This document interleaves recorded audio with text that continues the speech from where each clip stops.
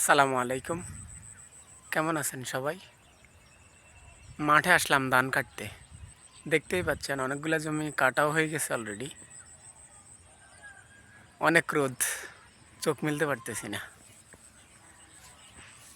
আহ, এখন তো সবারই ধান কাটা। আপনার মানুষ পাওয়া যাচ্ছে না ধান কাটার জন্য। ধান কাটবো ওই যে সামনের জমিটায়, আমার জ্যাঠার জমি। একটু হেল্প করতে আসলাম। আর আমাদের এই দিকটায় আপনার এক ফসলই হয়, বছরে একটাই ফসল। তো এটাই পুরো বছরের জন্য হয় আর কি। আর এই এক ফসলে পুরো বছরের খাদ্যের যোগান দেয়।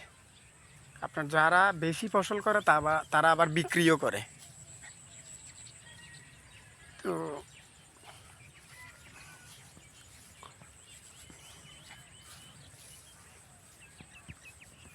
এই তো এই ধানগুলো অলরেডি পেকে গেছে, হয়তো কিছুদিনের মধ্যেই কেটে নেবে।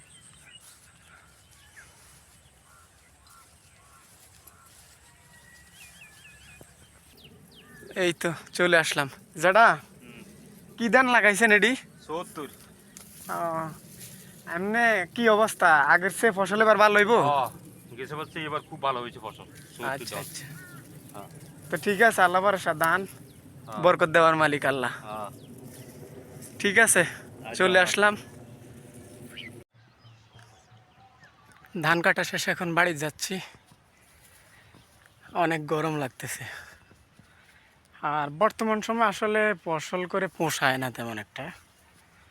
আপনার শ্রমিক খরচ, পানির খরচ, সারের খরচ সব মিলিয়ে আসলে তেমন একটা পোষায় না।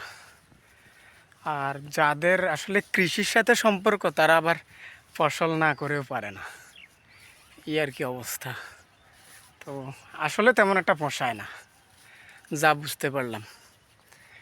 তো বাড়িতে যাচ্ছি, ধান কাটা শেষ। সবাই ভালো থাকবেন। আল্লাহ হাফেজ।